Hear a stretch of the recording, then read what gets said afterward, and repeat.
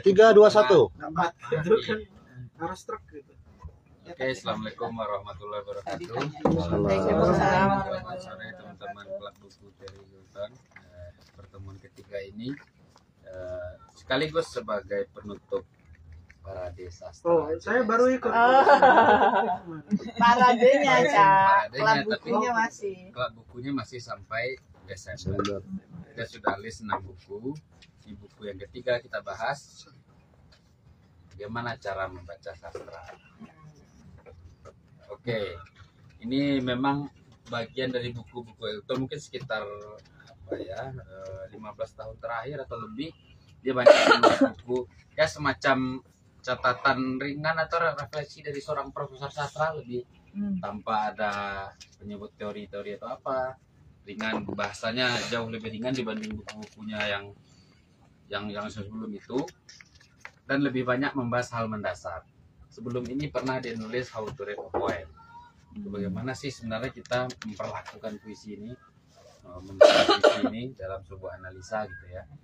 Dan nyaris di buku-buku seperti itu, termasuk di buku yang kita bahas bulan lalu, itu kan buku terakhirnya itu, ya, yang paling update lah 2023 ya. 22. Hah? 22. Nah, ada keluhan yang sama bahwa ada problem sekarang di Inggris tentunya, maksudnya membaca sastra itu langsung aja ke isinya tanpa mempedulikan bagaimana isi itu dikelola di dalam teks itu. Nih, saya coba di bagian pengantar dia mengatakan bahwa buku ini akan membahas beberapa persoalan penting. Apa sih narasi, apa sih alur, karakter, bahasa sastra itu apa sih, hakikat fiksi, penafsiran kritis, peran pembaca, dan seterusnya. Nah, mengapa penting kepekaan terhadap teks ini? Di pengantar dia masih mengatakan bahwa seseorang tidak bisa mengajukan pertanyaan yang politis tentang teks sastra tanpa terlebih dahulu memiliki kepekaan terhadap bahasanya. Kalau di teks aslinya dia hanya menyebut bahasanya, cuman panjangin terjemahannya, bahasa yang digunakan di dalamnya, bahasa sastra yang maksudnya. Nah, itu kita sebutlah semacam keresahannya. Mengapa dia menulis buku yang ringan tapi mendasar seperti ini. Langsung buku ini terdiri dari 5 bab. Satu judulnya Openings, tentang pembukaan. Apa sih pentingnya pembukaan? Apa sih nilai pembukaan itu dalam sebuah novel misalnya kan? Lalu ada karakter. Apa sih karakter itu? Apakah sekedar memasukkan orang lalu kasih nama gitu ya? Apa sih narasi itu? Apakah sekedar urutan peristiwa saja atau ada hal-hal lainnya? Lalu apa sih penafsiran itu? Sebebas apa kita bisa menafsir? Ada batasan nggak sih dalam menafsir itu? Nah, lalu yang terakhir nilai. Apakah memang ada? Yang kelima nilai ya. Oke, kita akan bahas satu-satu. Nanti boleh kita refleksikan masing-masing kita. Kok ikut menyampaikan bukan ikut mencatat? Oh gitu. Oke. Intermezzo. Kalau nggak ada yang catat tuh. Nah ini Udah tulennya sekarang ya? ini saya catat poin-poinnya, tapi yang di bold itu bisa dihiraukan karena itu agar saya mudah memahami poinnya aja. Ini saya bacakan yang kutipan yang paling menarik di bagian bab 1 itu. Kesalahan paling umum yang dilakukan mahasiswa sastra di Inggris maksudnya ya, adalah langsung melompat pada apa yang dikatakan oleh sebuah puisi atau novel sambil mengesampingkan cara bagaimana ia mengatakannya. Membaca dengan cara seperti itu berarti menyingkirkan aspek kesastraannya dari sebuah karya. Dengan kata lain, membaca seperti itu mengabaikan kenyataan bahwa ia sedang membaca puisi, drama, dan novel. Kalau bahasa kitanya, toh pada akhirnya kita sedang baca puisi gitu. Bukan laporan tentang erosi tanah di Nebraska. Dia suka memakai alusi-alusi seperti ini untuk menguatkan argumennya erosi tanah di. Ya bisa dibaca orang Amerika. Ya. Nah, jadi aspek kesastraan itu saya terjemahkan dari kata literariness.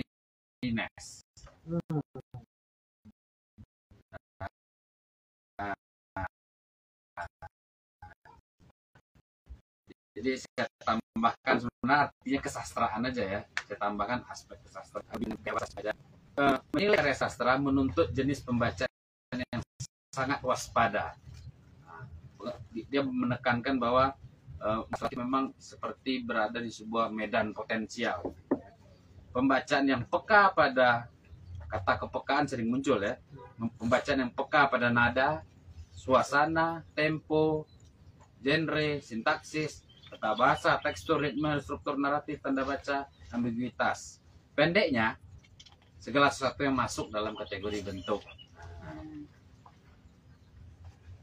Ini bentuk form apa literary form ya? Ya, mengatakan bahwa kita harus melihat apa yang dilakukan sebuah karya dalam hubungannya dengan bagaimana ia melakukannya, bukan berarti isi dan bentuk itu selalu selaras. Dalam artian apa? Kita mau mendapatkan isi, tapi kita juga mesti peduli bagaimana isi itu disampaikan dengan cara seperti apa. Tapi itu bukan berarti bahwa isi dan bentuk selalu selaras, karena bisa juga ketidakcocokan bentuk dan isi bagian dari makna itu. Misalnya puisi Sitor, Pulanglah si anak hilang. Kalau contoh kitanya, dia tentang anak yang kembali dari merantau, tapi disampaikan dengan struktur syair yang ketat. Nah, itu dalam konteks ini isi dan bentuknya tidak selaras dalam tanda kutip apa? Ini puisi isinya tentang kebebasan, bentuknya malah pakem. Nah, bagi Eggleton itu bukan sebuah kesalahan. Justru di situ. Justru poinnya di situ. Ini kebetulan dia mengatakan hal yang bisa cocok dengan kasus puisi Sitor itu. Mana ya? Kayaknya ada di sini. Nah nih, seseorang bisa mengekspresikan kerinduan akan kebebasan. Kebetulan pas contohnya Sitor dalam bentuk metrum yang sangat ketat dan mengekang. Dalam kasus-kasus seperti itu, bentuk justru menarik perhatian karena kontras dengan isinya. Nah, situasi semacam itu menuntun kritikus untuk berbicara tentang ketegangan antara bentuk dan isi. Jadi alih-alih mengatakan, puisimu kebebasan, kok bentuknya sangat pakem gitu. Baca lagi dong. Justru pentingnya adalah ada ketegangan antara bentuk dan isi. Makanya baca itu. Nah, ini menarik kalimatnya. Bahkan ketidaksesuaian tersebut bisa dianggap sebagai bagian dari makna karya itu. Dengan kata lain, karya sastra tidak selalu berfungsi ketika isi dan bentuknya seiring. Terkadang justru makna lahir dari benturan keduanya. Nah, seperti itu. Itu juga misalnya di puisi apa ya, bisa seperti itu ya. Muhammad Yamin. Mas Yaman menulis puisi. Iya. Ya.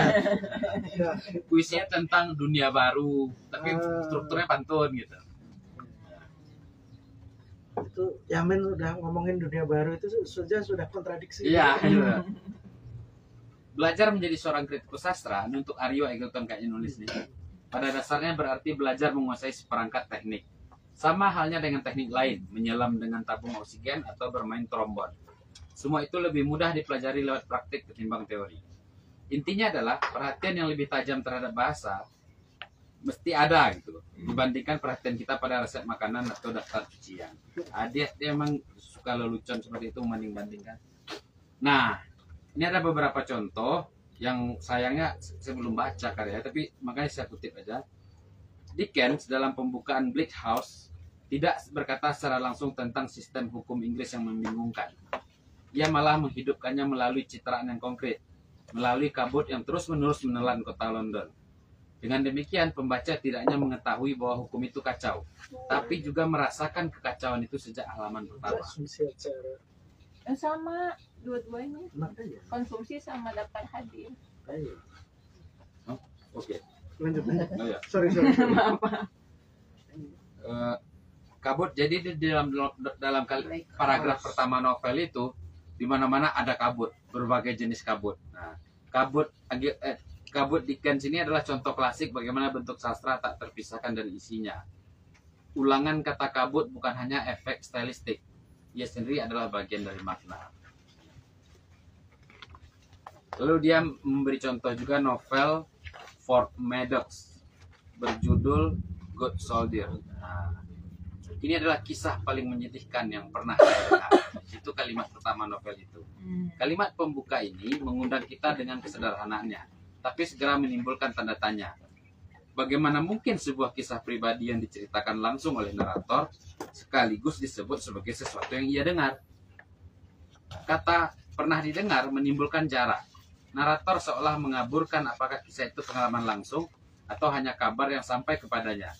Ada ketegangan antara keintiman, seolah ia sedang berbicara langsung kepada kita dengan keraguan akan autentisitas ceritanya. Dari awal pembaca dibuat sanksi. Apakah kita bisa mempercayai suara ini? Katanya kisah paling menyedihkan. Gitu ya. Kalimat itu juga menuntut pembaca untuk percaya begitu saja. Bagaimana kita tahu ini adalah kisah paling sedih? Standar apa yang dipakai untuk mengukurnya? Mungkin narator terlalu melodramatis, atau mungkin ia benar-benar tulus. Dengan hanya satu kalimat, Ford menanamkan keraguan, ironi, dan subjektivitas. Dan inilah yang akan mewarnai seluruh novel. Nah, jadi awal novel itu adalah sebuah miniatur dari karya itu. Sebuah kisah tentang ketidakjujuran, pengkhianatan, dan kegagalan komunikasi. Contoh ini menunjukkan bahwa kalimat pembuka tidak hanya berfungsi memulai cerita, tetapi juga bisa menjadi mikrokosmos dari seluruh dunia novel itu. Lalu misalnya ada juga di novel ini, novel Pride and Prejudice. Ini sudah umum, sudah kita baca ya.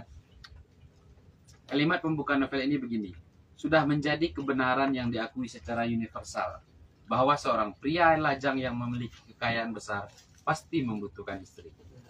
Kalimat pembuka dalam novel ini tampak seperti pernyataan umum yang tenang, seakan sebuah pepatah sosial yang tak terbantahkan. Namun bagi pembaca yang jeli, ironisnya segera terasa. Siapa sebenarnya yang mengakui kebenaran ini? Tidak ada pria lajang kaya yang akan dengan sedih mengakui bahwa keinginan terdalamnya adalah mencari istri. Justru kebenaran itu lebih mencerminkan harapan keluarga yang memiliki anak perempuan. Di konteks sosialnya Inggris ya. Justru dengan satu kalimat, Austen sudah menancapkan nada ironis novelnya. Ia berpura-pura menyampaikan hukum universal, padahal yang ia lakukan adalah menyoroti kepentingan sempit sebuah kelas sosial. Obsesi kalangan kelas menengah terhadap pernikahan sebagai strategi ekonomi. Inilah kekuatan kalimat pembuka. Ia tidak netral. Kalimat itu sudah mengandung sikap, nada, bahkan kritik sosial.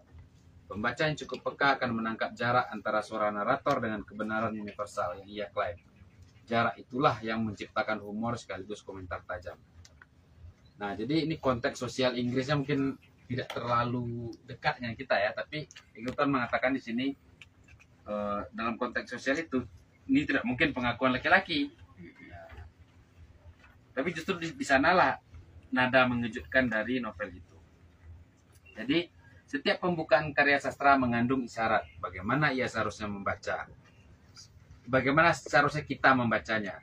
Sebuah awal bukanlah titik netral, melainkan sudah syarat dengan nada, sikap, bahkan sudut pandang terselubung tentang dunia. Nah, jadi pembukaan bukan sekedar permulaan. Jadi di bab pembukaan ini Egerton ingin mengatakan bahwa kita kepekaan pertama itu ya dimulai dari membaca pembukaannya dulu, karena sudah ada sudut pandang dunia sudah tergambar di sana. Nah, ini saya kadang mikir, jika Egerton baca-baca karya bagus saja kan, makanya dia mengatakan seperti itu. Tetapi setidaknya walaupun begitu sudah yang terlihat semacam apa ya, miniatur dari keseluruhan karya itu minimal sudah terbau lah. Dari awal teks sastra sudah menunjukkan bagaimana ia ingin dibaca. Inilah alasan kita harus memperhatikan bahasa dengan teliti. Sebuah awal betapapun singkatnya dapat memuat dunia penuh kontradiksi, ironi, dan isyarat yang akan menjelma sepanjang karya. Membaca sastra berarti membaca tanda-tanda kecil itu. Tanda-tanda yang bila diabaikan membuat kita kehilangan kekuatan sesungguhnya dari sebuah teks. Nah, itu di bab pembukaan. Jadi dia mengajak para mahasiswa sastra, konteks buku ini, kepekaan itu kita mulai dari meraba-raba, merasa-rasai kalimat pembuka. Bagaimana nadanya? Kira-kira ada ironi dan bagaimana kandungan yang kita dapatkan di kalimat pembuka itu juga tergambar atau dapat menjadi gambaran lah dari suatu karya. Nah, itu. Lalu kemudian ini poin-poin babnya sangat mendasar ya, pembukaan gitu ya. Tapi tetap meskipun ini ditujukan untuk mahasiswa sastra atau katanya tadi calon kritikus sastra, tetap bisa dipakai bagi penulis juga tentang membayangkan fungsi kalimat pertama dan seterusnya. Bab kedua tentang karakter. Ketika kita membaca novel atau drama, kita sering berbicara tentang tokoh-tokohnya, seakan-akan mereka orang sungguhan. Namun tentu saja tokoh-tokoh itu tidak ada dalam pengertian yang sama dengan manusia nyata. Mereka adalah konstruksi dari kata-kata di atas halaman. Karakter sastra adalah efek bahasa, bukan makhluk berdarah daging. Tetapi justru disitulah keanehannya. Kita begitu cepat memperlakukan mereka seolah nyata, dan terkadang lebih nyata daripada orang yang kita kenal di kehidupan sehari-hari. Kita bisa merasakan ikatan emosional yang kuat dengan tokoh-tokoh fiksi. Ini adalah paradoks mendasar dari seni sastra. Karakter fiksi sepenuhnya hasil ciptaan bahasa, namun bahasa itu mampu menciptakan ilusi realitas yang begitu kuat, sehingga kita meresponnya seakan-akan dia nyata. Salah satu perbedaan mendasar antara karakter fiksi dan manusia nyata adalah kita hanya mengenal tokoh fiksi secara parsial, tidak utuh. Dalam artian seperti ini, segala sesuatu tentang mereka ditentukan oleh teks. Jika teks tidak menyebutkan sesuatu, maka itu tidak ada dalam dunia fiksi. Kita tidak bisa menyelidiki Hamlet di luar kata-kata Shakespeare, atau mencari rekam medis Madame Bovary di rumah sakit. Inilah mengapa karakter sastra berbeda dengan manusia nyata. Mereka adalah konstruksi terbatas yang dipilih dengan teliti oleh pengarang. Shakespeare tidak memberi kita daftar lengkap sifat Hamlet, melainkan hanya serangkaian ucapan, tindakan, dan reaksi yang harus kita tafsirkan. Dari potongan-potongan itulah kita membangun ilusi seorang pribadi yang kompleks. Kompleksitas ini adalah hasil seni, bukan fakta. Jadi kompleksitas itu justru karena potongan-potongan tadi. Cara memperlakukan fiksi dulu ada dengan merangkai kompleksitas itu. Karakter sastra tidak pernah hadir sepenuhnya. Mereka dibangun lewat teknik seleksi. Hanya bagian tertentu dari diri mereka yang ditampilkan. Tidak ada tokoh fiksi yang kita kenal secara utuh seperti orang nyata. Pengarang bisa memilih untuk menekankan dialog. Dengan itu kita sebagai pembaca membangun rasa utuh dalam tanda kutip yang menulisnya seorang pribadi. Tapi keutuhan itu adalah ilusi artistik, bukan fakta biografis. Meskipun kita sering bicara tentang tokoh fiksi seolah manusia nyata, yang sebenarnya kita hadapi adalah strategi bahasa. Pilihan gaya pengarang tentang apa yang akan ditampilkan dan apa yang diabaikan. Tiba-tiba muncul. Oke. Kemampuan sastra untuk membuat kita peduli pada tokoh yang tidak nyata adalah bukti kekuatan mimesis, yaitu kemampuan representasi bahasa untuk menyalin, meniru, dan menghadirkan kehidupan. Kita dalam tanda kutip tertipu dengan rela, dan penipuan itu memberi kita pengalaman emosional yang nyata. Namun ada sisi berbahayanya juga. Ini dia menekankan ini berkali-kali. Jika kita hanya membaca dengan cara seperti itu, seolah-olah tokoh fiksi hanyalah orang nyata, kita kehilangan dimensi estetiknya. Emang kenapa kalau kita kehilangan dimensi estetiknya? Ini jawabannya. Kita lupa bahwa Hamlet bukan orang, tetapi juga teks. Ia adalah bahasa puitis, monolog dramatik, dan simbol kultural. Dengan kata lain, memperlakukan tokoh fiksi sebagai manusia nyata mungkin terasa memuaskan secara emosional. Tapi jangan lupa itu juga bisa mengaburkan seni sesungguhnya sedang bekerja.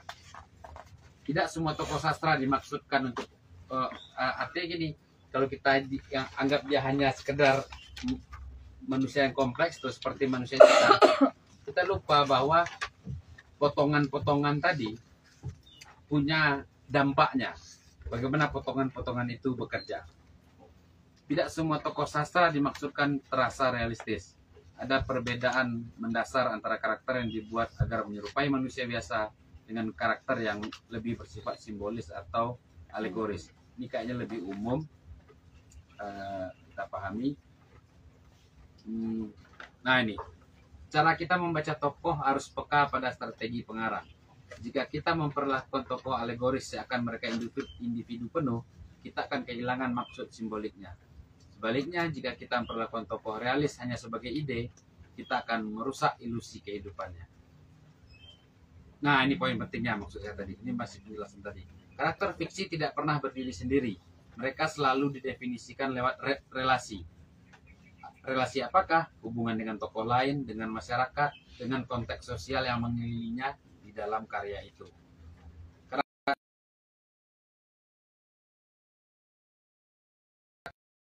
Karakter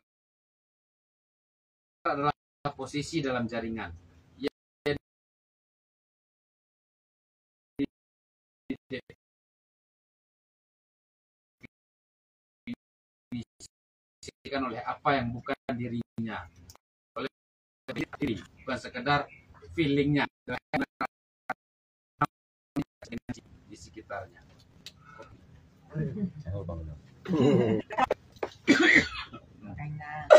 Karakter fiksi pada akhirnya bukanlah sesuatu yang ada di balik kata-kata, melainkan sesuatu yang dibentuk oleh kata-kata itu sendiri.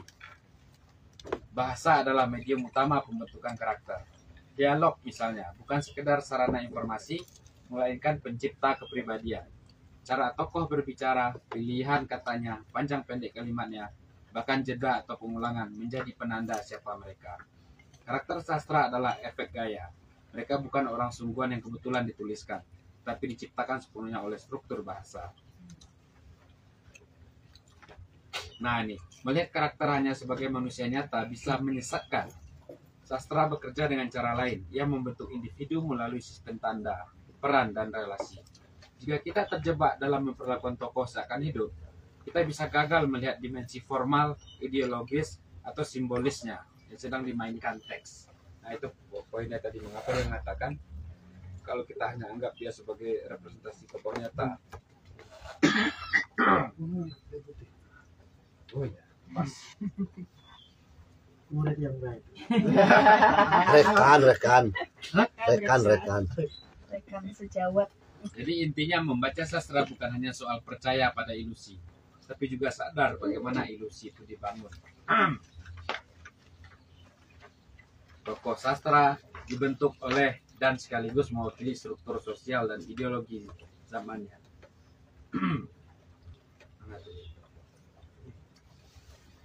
Nah, apa yang kita sebut karakter tidak boleh dipahami secara naif sebagai manusia sungguhan yang kebetulan tercatat di halaman. Mereka adalah konstruksi seni, hasil pilihan gaya, seleksi detail, relasi sosial, dan kerja bahasa. Memahami karakter sastra berarti mengakui paradoks. Mereka fiksi sekaligus nyata, individu sekaligus peran, manusia sekaligus konstruksi artistik. Jika kita hanya melihat salah satu sisi, kita kehilangan kekuatan sastra yang sesungguhnya. Jadi dia menekankan, ini sebenarnya dia ngasih contoh. Apa contohnya? Jadi di Inggris itu ada suatu masa orang tuh ngirim surat.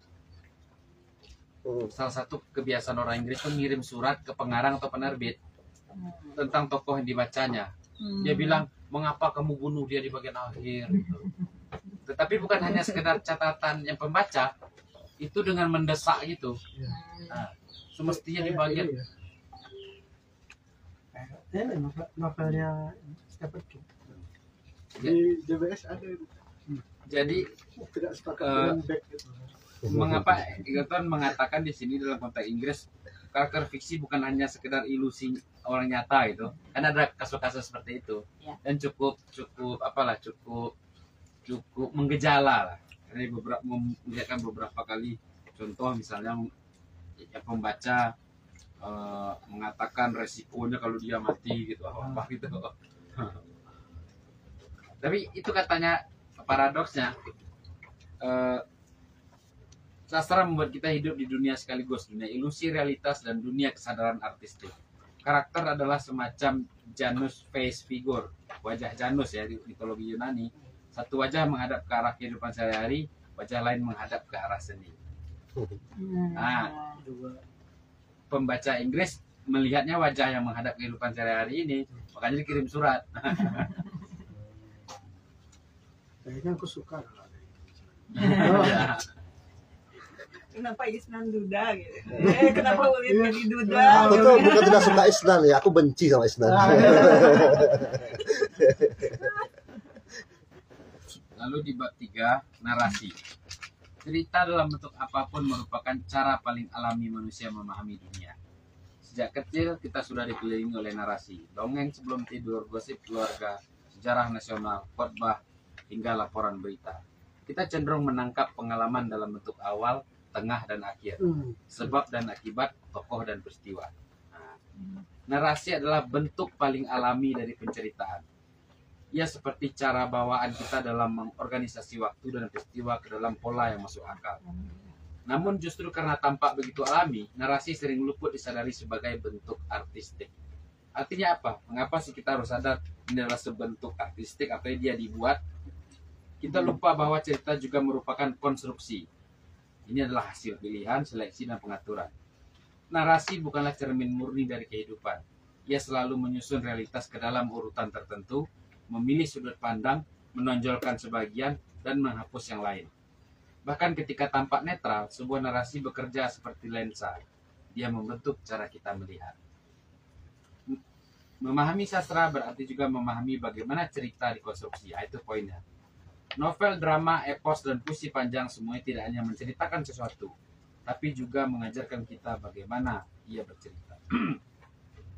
Aristoteles dalam Puitik menyebut bahwa sebuah cerita memiliki 3 bagian utama, awal, tengah, dan akhir. Ini tampak sederhana, tapi sesungguhnya mendasar. Struktur ini adalah cara paling dasar manusia untuk memberi bentuk pada pengalaman yang semula kacau dan berantakan. Awal memberi titik masuk, keadaan awal yang mengawali rangkaian peristiwa. Tengah berisi perkembangan, konflik, atau komplikasi. Akhir memberi penutup, semacam penyelesaian yang mengikat makna keseluruhan. Tanpa struktur ini, peristiwa hanya menjadi rangkaian kejadian yang tidak koheren. Struktur naratif ini bukan hanya urutan waktu. Jadi struktur naratif itu bukan hanya soal awal, tengah, dan akhir, melainkan juga retoris dan ideologis. Dengan memilih di mana cerita dimulai dan diakhiri, penulis sudah membentuk cara kita memahami dunia yang diceritakan. Jadi awal dan akhir, dia singgung lagi, itu bukan sekedar urutan aja, tapi cara penulis membentuk bagaimana dunia dilihat. Jika sebuah kisah perang dimulai dengan pidato patriotik dan diakhiri dengan parade kemenangan, maka narasi itu memberi kesan heroik. Tapi jika dimulai dengan kehancuran desa dan diakhiri dengan mayat di medan perang, maka maknanya berubah drastis, meskipun fakta peristiwanya sama. Awal dan akhir bukan hanya titik netral dalam kronologi, tetapi posisi strategis dalam penciptaan makna. Apa yang disebut sebagai akhir seringkali merupakan penutupan ideologis. Cerita seakan-akan selesai, padahal dunia nyata jarang memberi penutup sejelas itu. Ilusinya maksudnya. Struktur narasi tidak hanya mengorganisasi peristiwa, tapi juga menanamkan nilai, orientasi moral, dan cara tertentu dalam memahami kehidupan. Struktur dasar awal, tengah, akhir tadi sering tampak alamiah, padahal sebenarnya syarat retorik dan politik. Dalam teori naratif klasik, ada perbedaan penting antara story dan plot. Story merujuk pada rangkaian peristiwa dalam urutan kronologis, apa yang terjadi dalam dunia cerita. Plot adalah cara peristiwa itu diatur dan disajikan dalam teks, bagaimana ia diceritakan. Jika sebuah novel dimulai dengan adegan seorang pria sekarat di rumah sakit, lalu perlahan-lahan mengungkap kisah hidupnya melalui kilas balik, maka story-nya mungkin berawal dari masa muda, tapi plotnya dimulai dari momen akhir hidup. Perbedaan ini sangat penting karena penataan peristiwa dalam plot adalah bentuk penafsiran. Penulis tidak hanya menyampaikan fakta, tapi mengarahkan perhatian pembaca, membangun ketegangan, menyembunyikan informasi, atau menunda pengungkapan demi efek tertentu. Plot bukan sekedar bungkus untuk story, melainkan perangkat utama membentuk makna. Dua pengarang bisa menceritakan story yang sama, tapi menghasilkan pengalaman yang sama sekali berbeda hanya karena perbedaan dalam struktur plot. Setiap cerita membutuhkan suara yang soal plot berarti di situ. Sekarang soal suara narator. Setiap cerita membutuhkan suara yang menceritakannya. Dalam banyak kasus suara ini tampak alami, sehingga kita tidak menyadari betapa penting dan kompleks perannya. Posisi dan karakter narator sangat menentukan bagaimana kita memahami cerita. Narator juga konstruksi artistik.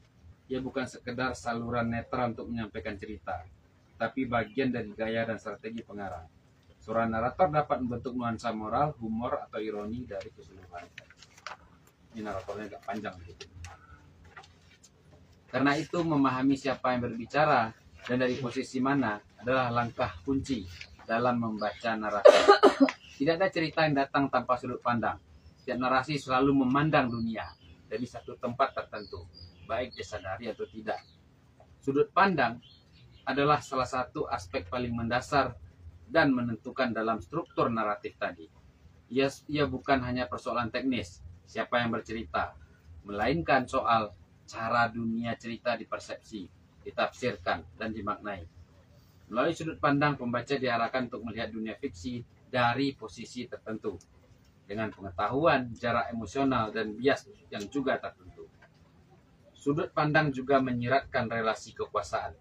Siapa yang memiliki hak untuk bercerita? Perspektif siapa yang mendominasi? Ini dia memberikan contoh karya kolonial ya.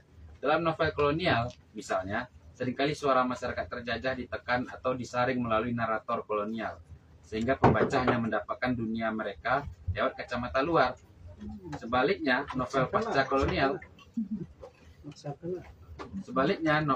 kolonial sering membalikkan posisi ini, memberi suara langsung kepada pihak yang sebelumnya dibungkam. Salah satu aspek paling mendalam dan seringkali tak disadari dalam penceritaan adalah pengelolaan waktu. Menciptakan narasi bukan sekedar mengikuti waktu secara pasif, melainkan secara aktif, membentuk, mengurutkan, dan dalam tanda kutip memanipulasi waktu untuk menciptakan efek artistik, emosional, atau ideologis tertentu. Teknik manipulasi waktu ini bukan sekedar hiasan gaya, melainkan alat utama dalam membentuk makna. Dia menekankan soal itu, setiap elemen itu sebenarnya tidak sekedar netral gitu ya. Misalnya jika sebuah cerita tentang kejatuhan moral tokoh disusun dengan kilas balik panjang, maka narasi mengarahkan kita untuk melihat kejatuhan itu sebagai sesuatu yang tak terelakkan, sudah ditulis di masa lalu. Sebaliknya, jika masa lalu hanya diungkap sedikit demi sedikit seiring cerita berjalan, pembaca mengalami proses penemuan yang aktif, seolah mereka ikut menyelidiki kebenaran. Ini sebenarnya setiap contoh yang dikasih Eggleton itu contohnya dari sastra Inggris ya. Waktu dalam narasi tidak bersifat netral atau sekedar wadah. Ia adalah instrumen artistik yang tajam, yang membentuk cara kita mengalami, memahami, dan memberi makna pada dunia fiksi. Narasi tidak mengikuti waktu, justru waktu yang dibentuk ulang oleh narasi. Narasi tidak hanya menyusun peristiwa ke dalam urutan tertentu, ia juga menghubungkannya melalui pola sebab akibat. Pembuatan hubungan kausalitas inilah yang membedakan cerita naratif dari sekedar daftar kejadian. Tanpa kaitan sebab akibat, peristiwa hanyalah rangkaian fakta acak. Tapi ketika narasi menghubungkan satu kejadian dengan kejadian lain secara logis atau emosional, kita mulai melihatnya sebagai cerita, sebagai sesuatu yang memiliki arah, motif, dan makna. Misalnya, sebuah kisah kolonial bisa menyusun peristiwa sedemikian rupa sehingga pemberontakan masyarakat terjajah tampak sebagai akibat alami dari ketidakmampuan mereka mengatur diri sendiri. Sebuah narasi yang mendukung pandangan kolonial tentang inferioritas. Sebaliknya, sebuah novel pasca kolonial bisa menghubungkan peristiwa dengan cara berbeda, menunjukkan pemberontakan sebagai akibat logis dari eksploitasi sistematis. Salam. Oh, ada bukti. Narasi dalam pengertian ini tidak hanya merepresentasikan dunia, tapi juga menafsirkan dan mengarahkan cara kita memahami sebab dan akibat dalam Pengajian. Oh, pakai kursi, Bang. Kursi. Itu ambilin kursi bulat tuh, Ya. Bang. Santai-santai aja. Narasi dalam pengertian ini tidak hanya merepresentasikan dunia, tapi juga menafsirkan dan mengarahkan cara kita memahami sebab dan akibat dalam dunia itu. Hubungan kausal bisa bersifat deterministik, atau peristiwa A pasti menyebabkan peristiwa B, dan bisa pula bersifat probabilistik, penuh kemungkinan atau terbuka, tergantung strategi pengarang. Narasi mengajarkan kita bukan hanya apa yang terjadi, tapi mengapa dan bagaimana sesuatu dianggap terjadi. Dan dalam proses itu yang membentuk horizon penafsiran kita, baik secara estetis maupun ideologis. Membaca narasi secara kritis bukan berarti hanya mengikuti apa yang terjadi dalam cerita, tapi juga bertanya, mengapa cerita itu diceritakan seperti itu? Narasi apa yang didengar dan struktur makna apa yang sedang ditanamkan di dia. Narasi adalah sesuatu yang jauh lebih dalam daripada sekedar menceritakan cerita. Ia adalah salah satu perangkat budaya paling kuat yang kita miliki untuk memberi struktur pada pengalaman manusia. Ini pasdar. Narasi bukan hanya medium untuk menghibur, tapi juga sebuah cara berpikir. Narasi untuk memahami, cara untuk memahami, mengorganisasi dan memberi makna pada dunia yang kacau dan tak terduga. Narasi adalah bentuk di mana dunia disusun ulang, sehingga menjadi dapat dimengerti. Tetapi dalam proses itu, narasi juga menciptakan dunia versi tertentu. Nah, itu yang membahas tentang narasi. Dalamnya ada tadi soal plot, sebab akibat, ya, sudut pandang. Semuanya dirangkum dalam bab narasi. Bab terakhir, nah ini cukup pendek, tidak terlalu Penafsiran. panjang. Terakhir nilai. Oh iya. Oke. Setiap kali kita membaca, ini bab keempat penafsiran. Jadi kira-kira di bab keempat ini, apa sih penafsiran itu? Sebebas apa sih bisanya? Kira-kira seperti itu. Setiap kali kita membaca sebuah karya sastra, secara sadar atau tidak kita melakukan penafsiran. Tidak ada pembacaan yang benar-benar polos atau alami. Begitu kita membaca, kita sudah terlibat dalam proses aktif memberi makna pada teks. Teks sastra seringkali tidak secara eksplisit menjelaskan segalanya. Justru pembacalah yang mengisi celah-celah tersebut dengan makna, berdasarkan pengalaman dan pengetahuan mereka. Interpretasi bukanlah sesuatu yang hanya dilakukan oleh para kritikus profesional. Setiap pembaca dengan cara masing-masing menafsirkan. Ketika kita mengatakan puisi ini sedih, novel ini membosankan, atau tokoh ini munafik, kita sebenarnya sedang mengekspresikan sebuah interpretasi, meskipun mungkin spontan, tanpa analisis yang rumit. Salah satu hal yang paling khas dari karya sastra dan sekaligus yang sering membingungkan pembaca adalah kemampuannya untuk menampung beragam interpretasi yang sama-sama masuk akal. Sebuah teks sastra tidak seperti manual teknis atau instruksi penggunaan. Tidak pernah mengunci makna tunggal. Sebaliknya, ia membuka ruang tafsir yang luas dan seringkali justru menjadi hidup melalui keberagaman pembacaan tersebut. Teks sastra secara struktural bersifat terbuka. Bahasa sastra bekerja dengan cara yang tidak menetapkan makna secara kaku, melainkan menciptakan ketegangan, ambiguitas, dan ruang kosong yang menunggu untuk diisi oleh pembaca. Ini ada istilah menarik kayaknya soal ini tadi, mungkin ada di paragraf berikutnya. Misalnya, metafora tidak memiliki arti tunggal, yang pasti maknanya muncul dari hubungan kreatif antara dua bidang makna yang berbeda. Begitu juga dengan ironi, simbol, ambiguitas naratif. Teks sastra seringkali mengandung lapisan makna yang berbeda. Ada makna yang tematik eksplisit, ada juga yang implisit. Ada pula makna ideologis atau struktural yang baru tampak jika kita melihat keseluruhan karya dalam konteks sosial dan historisnya. Misalnya, sebuah novel realis abad 19 bisa secara eksplisit bercerita tentang percintaan. Secara implisit malah menyingkap konflik kelas sosial. Dan secara ideologis malah memperlihatkan struktur patriarki dan kapitalisme zamannya. Semua lapisan ini bisa ditafsirkan secara paralel dan saling memperkaya. Kemungkinan interpretasi yang beragam ini juga berkaitan dengan peran pembaca sebagai co-produser makna.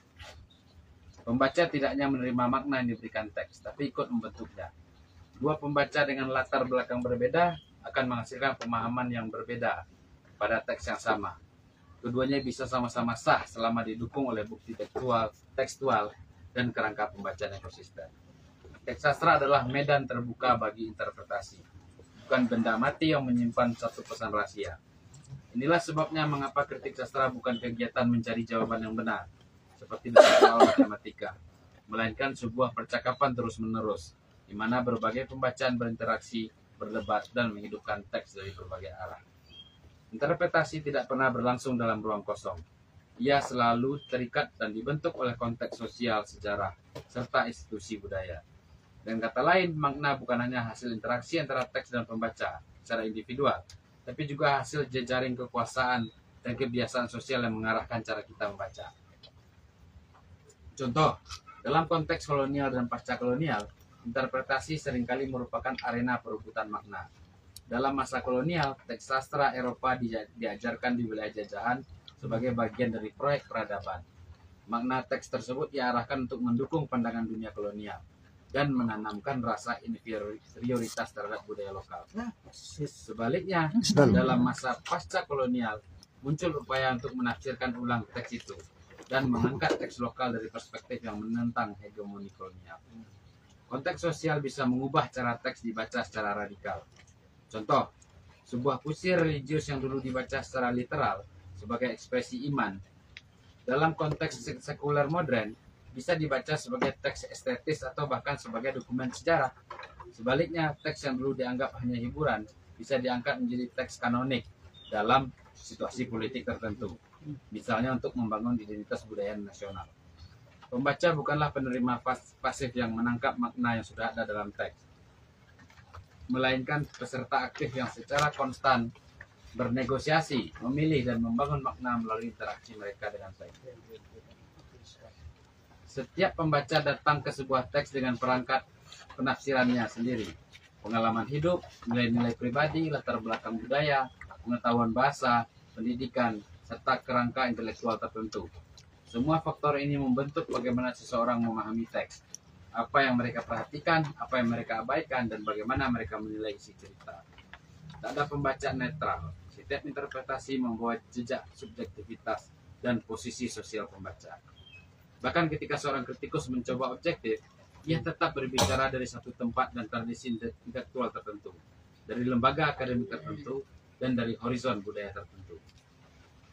Proses membaca bukan hanya kegiatan rasional dan intelektual, tapi juga emosional dan imajinatif. Pembaca seringkali secara spontan membentuk simpati dan atau antipati terhadap tokoh, merasakan ketegangan alur cerita, membayangkan dunia fiksi dengan sangat hidup. Semua respon ini turut membentuk penafsiran. Pembaca juga aktif mengisi kekosongan dan ambiguitas dalam teks. Sastra sering dirancang dengan ruang terbuka untuk interpretasi. Misalnya, motivasi batin tokoh mungkin hanya disinggung sepintas, atau akhir cerita mungkin dibiarkan terbuka. Dalam situasi seperti ini, pembaca harus menggunakan imajinasi dan penilaiannya untuk, dalam tanda kutip, menyelesaikan makna yang tidak diberikan secara eksplisit. Proses membaca bersifat dialogis. Pembaca tidak hanya mengambil makna dari teks, tapi juga berbicara kembali kepadanya dalam diskusi kritis atau dalam tulisan. Teks itu sendiri memberikan sejumlah kemungkinan, tapi pembaca memilih jalan tertentu di antara kemungkinan itu, dan pilihan tersebut membentuk interpretasi yang khas. Karena itu, teks adalah semacam medan potensial, dan pembacalah yang mengaktifkan potensi itu dengan membawa dirinya sendiri dalam proses. Apakah interpretasi bebas tanpa batas? Ini lagi pertanyaannya. Jika setiap pembaca membawa latar belakang dan kerangka tafsirnya sendiri, apakah berarti semua tafsir terhadap sebuah teks sama-sama sah tanpa kecuali? Apakah tidak ada interpretasi yang bisa disebut keliru? Teks sastra membuka ruang banyak bagi penafsiran, tapi ruang itu tak terbatas. Maksudnya Ada batasnya. ada batasnya. Oh, ada batasnya ya. Bahasanya. Tidak tak terbatas. Nggak boleh tuh dalam bahasa Indonesia. Iya. Tidak tak Negatif terbatas. ganda ya. Ya, ada Tidak batas-batas terbatas. tertentu yang ditentukan oleh teks itu sendiri, oleh logika internalnya, serta oleh konteks sosial budayanya yang membentuk teks dan pembacanya. Pertama, jadi bagi Eagleton, pertama, batas yang paling jelas adalah bukti tekstual. Sebuah interpretasi harus bisa menunjukkan dukungan atau korespondensi dengan elemen-elemen dalam teks, pakai itu bahasa, struktur, nada, konteks naratif, dan seterusnya. Tafsir yang sepenuhnya mengabaikan atau bertentangan dengan bukti tekstual biasanya dianggap lemah atau tidak sahih. Misalnya, menafsirkan Hamlet sebagai kisah perjalanan luar angkasa jelas tidak sesuai dengan isi tekstual drama tersebut. Kedua, batas juga muncul dari koherensi internal tafsir itu. Interpretasi harus memiliki konsistensi logis dan tidak bertentangan secara mencolok di dalam dirinya. Tafsir yang saling meniadakan atau tidak dapat dipertahankan secara argumentatif tidak akan bertahan dalam diskusi kritis. Nah, ketiga, ini contoh kasus, ini bukan yang dituju Eagleton, tapi ada juga tafsir yang ditentukan oleh komunitas interpretatif, masyarakat atau lembaga budaya yang membentuk norma penafsiran. sama. Silakan. Sebuah tafsir dapat dianggap salah bukan hanya karena tidak sesuai dengan teks, tapi juga melanggar Yuk, norma yuk. penafsiran yang berlaku dalam konteks tertentu. Misalnya, Dari tafsir mana, yang Mas? menyinggung nilai tabu atau bertentangan dengan Oh iya. Yuk, taruh gelas kalian yuk. sah dalam konteks sosial, Tolong ya. meskipun secara tekstual mungkin masuk akal. Oke, tidak semua tafsir setara. Tafsir harus bisa dipertanggungjawabkan melalui argumen, bukti, dan koherensi. Nah, ini, jadi batasannya di sana. Kritik sastra bukan arena relativisme total, melainkan medan perdebatan rasional dan historis yang terbuka. Ya. Interpretasi bukanlah pencarian jawaban final, melainkan kegiatan produktif. Interpretasi adalah upaya membuka lapisan-lapisan baru dalam teks, menciptakan hubungan tak terduga antara gagasan, dan seringkali mengundang pembaca untuk berpikir lebih jauh daripada yang awalnya tampak di permukaan. Kritik sastra dalam pengertian ini bukanlah semacam ujian yang hanya punya satu jawaban, tapi sebuah percakapan intelektual yang terus berkembang. Menafsir bukan tugas mekanis, tapi aktivitas intelektual dan imajinatif yang kaya, yang bisa membuka cara-cara baru dalam memahami dunia dan diri kita sendiri. Nah, penafsiran. Jadi penafsiran sangat tergantung oleh siapa yang menafsir, pengetahuannya, latar belakang sosialnya. Menafsir karya bukan bukan memasuki teks selalu ada satu tafsir di dalam. Tafsir diciptakan oleh pembacanya, yang dipengaruhi oleh latar belakangnya, tapi tetap ada batas, yaitu bukti pada teks dan koherensi yang ada di teks itu. Jadi batas tafsir itu boleh tafsir, tapi batasannya tetap harus ada terbukti pada teks. Sebab Hamlet bukan perjalanan luar angkasa. Sorry, ininya masih apa? Oh iya. Banyak. Udah dihitung 10 datang.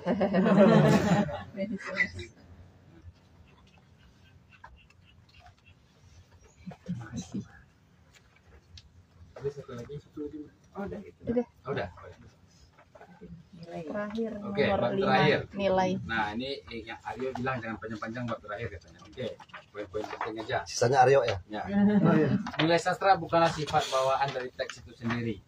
Nah, jadi sebuah novel tidak mengandung nilai seperti benda mengandung zat kimia tertentu. Nilai bukanlah sesuatu yang melekat secara esensial pada karya, melainkan sesuatu yang diberikan, disepakati dan dipertahankan oleh masyarakat dan institusi budaya. Ini dalam konteks Inggris apalagi ya. Ya. Menilai karya sastra bukan sekedar urusan selera pribadi, melainkan bagian dari praktik budaya yang syarat sejarah, ideologi, dan kekuasaan. Nilai bukanlah kualitas alami teks, tetapi beda interpretasi ya. Nilai adalah hasil interpretasi tadi. Nilai itu bukan sesuatu yang alami dalam teks, tetapi hasil dari proses sejarah dan sosial yang kompleks. Nanti ada contohnya di mana institusi budaya memainkan peran utama dalam menentukan apa yang patut dihargai. Pembicaraan tentang nilai sastra bukan hanya soal selera atau penilaian estetis, juga politik budaya dan sejarah sosial. Nah, contohnya begini. Universitas, sekolah, kurikulum, penerbit besar, dan lembaga budaya semuanya memainkan peran dalam membentuk persepsi kolektif tentang karya sastra yang dianggap bernilai.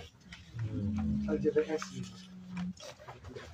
Nilai sebuah karya sangat tergantung pada pertanyaan apa yang diajukan kepadanya. Dan pertanyaan itu selalu berubah dari satu masa ke masa lain. Sebuah teks yang tampak tidak penting pada satu periode mungkin menjadi sangat relevan ketika kerangka teoritis dan sosial berubah. Sebaliknya, karya yang dulu dianggap mendalam bisa tampak dangkal ketika nilai dan sensibilitas masyarakat berubah.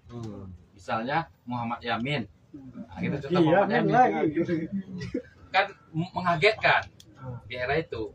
Kita baca hari ini Cuman kayak gini. kayak gini aja. Contohnya gitu. Jadi nilai berubah juga cara kita menilai. Berani nggak Tereli? Terelia makin menakjubkan, makin dibaca makin Ada menakjubkan. jawabannya nanti. Nah, nilai sastra tidak kekal seperti emas yang mengalir mengikuti arus sejarah. Karya sastra naik dan turun nilainya bukan karena sifat bawaan yang tersembunyi, tapi karena perubahan dalam cara kita membacanya dan dalam masyarakat yang membaca. Nilai sastra bersifat relasional dan kontekstual. Dia tidak berada dalam teks, melainkan muncul dari interaksi antara teks pembaca dan konteks sosial historis tertentu. Oleh karena itu, pembacaan kritis terhadap sastra juga harus menyertakan kesadaran historis terhadap bagaimana dan mengapa karya tertentu diberi nilai tertentu pada suatu waktu. Paragraf terakhir, Aryo. Sikap kritis terhadap konsep nilai bukan berarti kita harus menjadi relativis total bahwa semua karya sastra sama nilainya dan tidak ada standar sama sekali. Senang. Sampai kaget Sebaliknya, sikap kritis berarti menyadari sejarah dan ideologi yang membentuk penilaian kita, serta bersedia menantang struktur nilai yang menyingkirkan suara-suara tertentu. Marquez. Gimana tuh? Marquezme. Gimana penjelasannya ya? Ya, langsung contoh dong.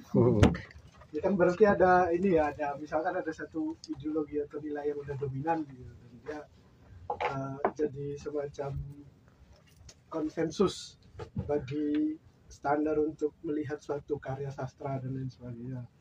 Lalu sebagai pembaca gitu kita menginterpretasikan, lalu kemudian kita mendapati bahwa nilai-nilai yang dianut oleh ideologi yang sudah mapan itu tadi ya sebetulnya bisa dikritik gitu, seperti itu, dan malah bisa melihat itu sebagai sesuatu yang represif kan, karena dia pada akhirnya meniadakan yang lain daripada itu tadi. Penutup bab ini, nilai ini, jika Samuel Johnson komplain dengan sejumlah imaji Shakespeare, berarti ada juga kemungkinan nanti McGonagall bisa jadi penyair utama Inggris. Kita nggak tahu konteksnya. Entah siapa kita. Jadi artinya dia ingin mengatakan Shakespeare aja oleh Samuel Johnson entah apa-apa gitu ya. Oh berarti kalau konteks itu aja dia mempertanyakan dengan lucu gitu. Oh berarti nanti Aryo bisa jadi Khairil Anwar baru misalnya. Kalau puisinya dikumpulkan ya. Nah, dikumpulkan. Nah kira-kira itu poin-poinnya. Tentu ini bukan poin yang persis ya. Ada yang saya saripatikan, ada yang dikutip. Sorry ya Cak, di sini dikurasi. Oke, itu teman-teman sekalian poin-poin dari isi buku ini. Ada yang dipotong aja tadi contoh-contoh tidak saya masukkan. Tapi kira-kira saripatinya seperti itu. Buku How to Read Literature ini yang tentu saja ini ditujukan untuk melatih kepekaan kita pada hal-hal mendasar dari teks itu. Semuanya adalah hasil konstruksi alamiah apapun, dia diciptakan untuk menimbulkan efek tertentu seperti nyata apapun itu, kira seperti itu. Sebab pada akhirnya ini adalah teks dan strategi pengarang. Demikian, assalamualaikum warahmatullahi wabarakatuh. Kita berefleksi aja. Berarti sudah bisa Matikan.